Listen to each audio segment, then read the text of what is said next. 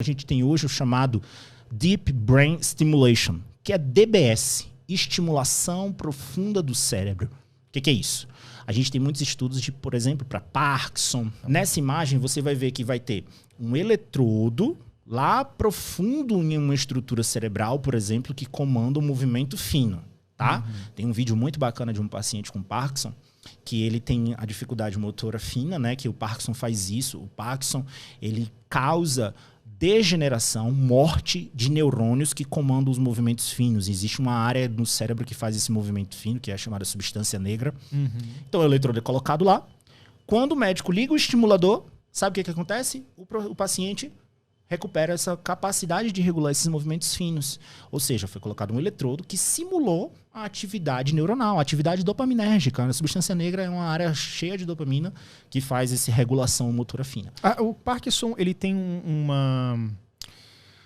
uma origem que passa pela questão da regulação dopaminérgica, da produção, da recepção. Como é que é isso? Sim. Na doença de Parkinson, o paciente ele vai ter outros prejuízos, afinal, o Parkinson é uma doença neurodegenerativa, mas um dos principais sintomas que o paciente tem é a dificuldade motora, a dificuldade de locomoção, deambulação. Isso se dá porque neurônios que comandam e regulam os meus movimentos finos, de pegar um lápis, pegar uma caneta dessa forma, tem neurônios funcionando, são neurônios que liberam dopamina, neurônios dopaminérgicos, que fazem essa regulação motora. Então a dopamina ela não está envolvida só no controle motivacional. Ela tem uma região do cérebro que comanda o movimento motor, tá? Então a gente comanda esse movimento. Então o paciente, quando começa a morrer esses neurônios, ele vai ter uma dificuldade nesses movimentos. Então o prejuízo de que um paciente com Parkinson tem é de pegar uma colher, escrever, pegar um copo, porque ele tem a dificuldade dessa regulação. Então os eletrodos que estão implantados nessas áreas mais profundas do cérebro comandam e regulam esse movimento motor. Por que regulam? Porque a gente tem áreas no córtex, né, que é a camada mais externa do cérebro, que comandam. Então a gente tem vários circuitos que fazem a regulação motora fina. Então isso é o que acontece no Parkinson. Mas isso é uma técnica invasiva. Ou seja, precisa abrir a cabeça do paciente, passar por uma cirurgia, enfiar um eletrodo na cabeça desse cara, para poder fazer esse funcionamento cerebral ser regulado. Então, você tem todos os problemas relacionados à cirurgia, né? O paciente participa de um processo. E tudo. É altamente invasivo. Infelizmente, tem riscos. Diversos. Inclusive, tem uma pesquisa muito legal publicada na Nature, que é de uma paciente chamada Sarah. Ela é uma paciente que se submeteu a uma cirurgia invasiva para regulação e redução do comportamento de humor deprimido. Ela tem uma depressão maior, refratária, que não respondia nenhuma medicação. A gente pode colocar até o link depois para o pessoal. Sim. E, consequentemente, ela tem eletrodos dentro do cérebro dela que detectam os circuitos emocionais dela. Isso é sensacional, cara. Esses eletrodos estão captando essa atividade elétrica que a gente comentou, eles estão monitorando ela. Quando as áreas cerebrais que estão envolvidas na redução do humor dela começam a aumentar a sua atividade, ele detecta e ele manda um estímulo para as áreas serem bloqueadas. Olha. Ou seja, ele reduz a atividade do sintoma relacionado à atividade cerebral que vai regular esse sintoma de humor deprimido dela. Então, a paciente Sarah, que se submeteu a isso, ela hoje teve uma melhoria de comportamento, ela sentia-se altamente com dificuldade na regulação emocional, fadigada, a depressão dela estava impactando diretamente para a qualidade de vida dela, não respondia mais a nada, e ela tem esse implante na cabeça dela. Então, assim, ela é uma mulher que hoje consegue viver, né? Salvou a vida dela, literalmente. Com certeza, né? Porque ela estava sem vida, sem conseguir ter nada, sem conseguir ter qualquer tipo de reação, né? Essas são técnicas de neuromodulação invasiva. Certo. Tá? Hoje a gente tem técnicas não invasivas.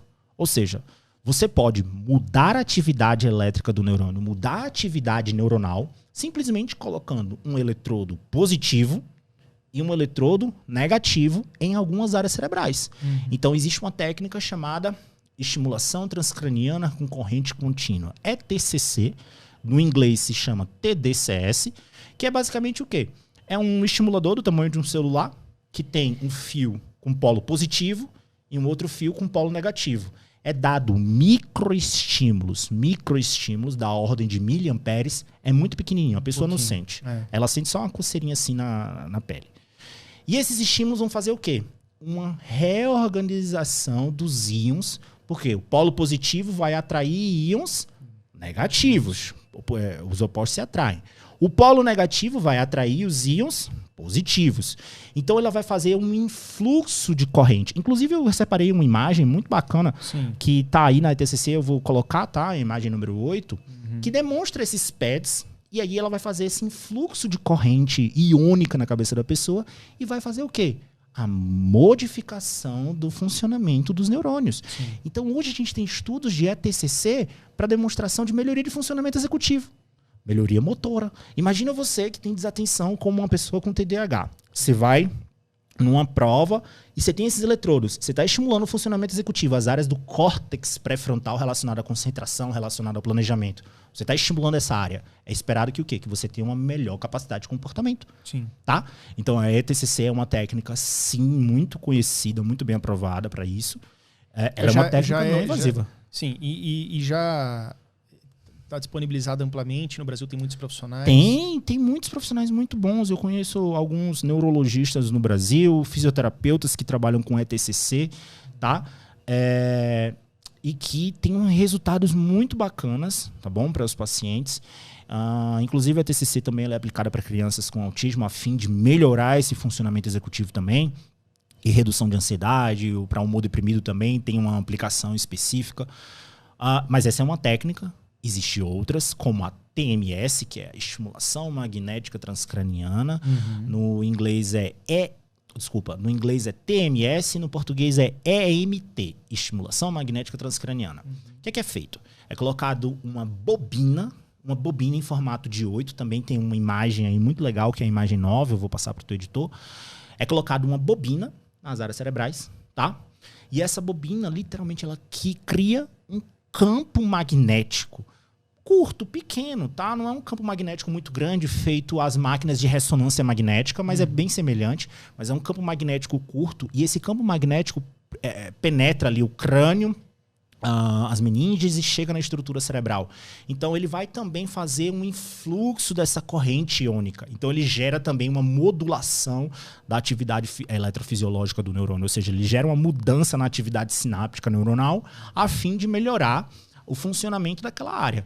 A estimulação magnética ela é muito, muito, muito, muito utilizada, Yuri, para casos de acidente vascular encefálico, o AVE. O paciente que teve a perca, né, daquela área, a área morreu porque ele teve um AVC. A maioria dos AVCs são isquêmicos, né, ou seja, tem um fluxo sanguíneo que é interrompido, aí o neurônio morre porque não recebe mais oxigênio, glicose, e você tem um AVC isquêmico, isquemia. Então a área morre, aí é possível estimular esses neurônios para que o paciente, com a fisioterapia, tenha uma melhora na capacidade motora. Então é muito pesquisado para casos de AVC, Parkinson também, tá? Ou seja, esses microestímulos também ajudam na... É como se fosse... É porque a gente sabe que células extremamente especializadas têm baixo poder de regeneração. Isso tem a ver com os neurônios, por exemplo. Mas, então tem como você treinar o seu cérebro para tentar compensar aquela falta? Neuroplasticidade. Apesar da capacidade reduzida de regeneração, tá? A gente já tem evidências muito grandes que, por exemplo, em pesquisas com Alzheimer, o cérebro de 95 anos ainda tem a capacidade de crescer neurônios e crescer conexões. Tá certo? Olha, neuroplasticidade está presente em todo mundo, por isso que a gente fala. Não é uma coisa assim, ó, acabou, fez 20 anos, acabou. Não, de forma nenhuma. Indo. O que muda? A taxa de crescimento. Uma criança tem um cérebro altamente plástico, altamente moldável, porque os neurônios estão crescendo loucamente, eles têm uma capacidade de crescimento muito alta. O cérebro, depois ali dos 40, 50, essa taxa ela vai decaindo, mas ele não deixa de aprender. Poxa, uma pessoa com 40, com 50 anos, ela pode aprender uma segunda língua. Vai ser mais difícil? Vai. Mas ele pode aprender. Ele pode aprender uma nova habilidade. Você com 40 anos, agora se você quiser aprender a tocar piano, você pode. Você vai precisar de mais treinos quando comparado com uma criança, tá? Enfim. Porque formar novas conexões é neuroplasticidade. Então, com as técnicas de eletroestimulação com MT, você facilita a neuroplasticidade, o processo chamado LTP, potenciação de longo prazo. Você induz facilitação para o neurônio crescer. E com a fisioterapia, o paciente com AVC pode muito bem recuperar a capacidade motora ali para determinados casos, tá? Então é uma intervenção complementar ao desenvolvimento desses pacientes. Aí a gente tem a técnica chamada neurofeedback, que como você fez ontem, é uma técnica capaz de modular também a atividade elétrica dos neurônios. É colocado um eletrodo na cabeça da pessoa, no escalpo, para captar a atividade de uma estrutura. Tá? Isso é codificado para o equipamento e isso é passado, essa atividade ela é passada em tempo real para a pessoa, através de estímulos visuais e auditivos. Então você que está em casa, você está recebendo que estímulos de mim agora? Visual, auditivo... Você está me vendo? Você está tá me ouvindo? Ambiente, Então o seu cérebro tem circuitos que estão processando tudo que eu estou falando, tudo que você está vendo. Se esse assunto te chama muito a atenção, seus estímulos visuais estão sendo processados por áreas do córtex occipital, áreas do córtex visual, e isso está buscando um circuito que vai te chamar a atenção. Se você está aqui ouvindo alguma coisa e do nada, Yuri, explodiu lá fora, a gente precisa ver o que é. Você ouviu esse estímulo, isso ativou os circuitos de memória, é uma explosão, é um tiro, Deus me livre. Então a gente chama a atenção disso. Você tem circuitos que são conectados. Então seu cérebro processa informação visual e auditiva a todo momento também. Então hoje é possível passar essa informação para o paciente em tempo real para que o próprio cérebro se module. Então isso é neurofeedback. Feedback, que é do inglês de retorno da informação. Então hoje a gente tem programas que passam informação através de jogos, através de vídeos. Então hoje eu estava comentando que existe um jogo do Pac-Man, que o Pac-Man só anda quando o cérebro produz uma atividade relacionada à concentração. Esse é o feedback positivo. Se tiver vídeo sobre isso, a gente pode colocar. Editor. Coloca também, eu tenho aqui uns vídeos separados. Então o trabalho é um game, mas que você não usa as mãos. Não usa as mãos. Então o seu cérebro ele vai ter que treinar, ter um certo tipo de resposta e estímulo para que a coisa funcione, não é isso? Perfeito. Você condiciona. Então a base dos experimentos de neurofeedback evoluíram dos experimentos por condicionamento operante. Então é aí que está o meu maior comentário. Você pode condicionar sua atividade cerebral através dos estímulos que você recebe. Então você treina o seu cérebro a produzir tal padrão de atividade. E a partir do condicionamento operante, a probabilidade que isso aconteça no futuro é maior. Então você forma novas conexões. A gente já tem evidências muito largas de neurofeedback, tá? Que é o seguinte. Então por isso que meu comentário fica as pessoas que falam neurofeedback não existe, neurofeedback não sei o quê, as evidências ainda estão crescendo. Bom, vamos lá. Os experimentos de neurofeedback evoluíram da década de 60 ali com um cara chamado Sterman, tá? Sterman era um pesquisador do sono e ele estudava gatos. É um animal que dorme 22, 23 horas, tá? O que ele fez? Ele colocou eletrodos no cérebro do gato e estudava o funcionamento dos neurônios, tá? Então o que ele fez? Através do condicionamento operante ele ensinou o animal a apertar uma barra. Cada vez que o animal apertava a barra, soltava a barra, o animal recebia uma recompensa, que era um suquinho ali de leite misturado com frango, tá? Então ele condicionou os animais a fazerem isso. Apertava a barra, recompensa. Apertava a barra, soltava, recebia recompensa. Apertava a barra, soltava, recebia recompensa. Então ele condicionou os animais a apertar a barra, tá? Base do condicionamento operante. Lembra muitos exerimentos de Skinner, tá? O que acontece? Ele estava estudando a atividade elétrica do cérebro desses animais. Aí ele começou a fazer o seguinte: adicionar outros estímulos visuais e auditivos para o animal. Então, o animal só recebia a recompensa agora quando apertava a barra, saltava, tinha uma luz, tinha um tom, tim, o animal ficava quietinho e recebia a recompensa. Apertava a barra, saltava, luz, tom, tim, o animal ficava quietinho, recebia a recompensa. Aí ele tirou a barra. Agora, toda vida que o animal via luz, ele já processava que ia receber a recompensa. Ouvia o som e recebia a recompensa. Foi isso que ele fazia. Ele não estava interessado em condicionar o cérebro de ninguém. Ele queria estudar sono. Sabe qual foi o dado que ele encontrou?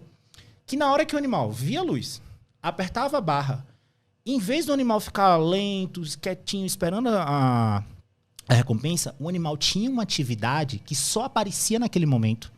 É de um estresse, uma ansiedade? Pelo contrário, o animal estava relaxado, super focado em receber a recompensa. Ele chamou isso de ritmo sensório-motor, porque os eletrodos estavam nas áreas sensório-motoras do animal. O humano também tem áreas sensório-motoras, tá? Então ele viu que o animal só produzia aquilo quando ia receber a recompensa, cara. Depois de ver os estímulos. Aí ele falou, nossa, achei uma coisa nova na literatura. Publicou esses dados. Publicou dizendo, foi encontrado um novo padrão de atividade cerebral durante um condicionamento operante em gatos. Aí ele chamou um colega de laboratório dele, isso aqui é muito legal. Ele chamou um colega de laboratório dele e fez assim, vamos agora pegar essa atividade cerebral, fazer um equipamento que o animal só receba a recompensa se produzir essa atividade, porque os meus gatos estão produzindo. Aí sabe o que ele fez? Novamente, luz, tom e o animal recebia a recompensa. Aí ele começou a tirar os estímulos de luz e tom. Colocava o animal na caixa, sabe o que o animal fazia? Produzia atividade cerebral. Quando produzia, o equipamento detectava e liberava a recompensa. Produzia atividade cerebral, porque os animais já estavam treinados a produzir aquela atividade, recebia a recompensa. Ele percebeu que o animal, o gato, por vontade, por controle consciente, relaxava, produzia atividade para receber a recompensa.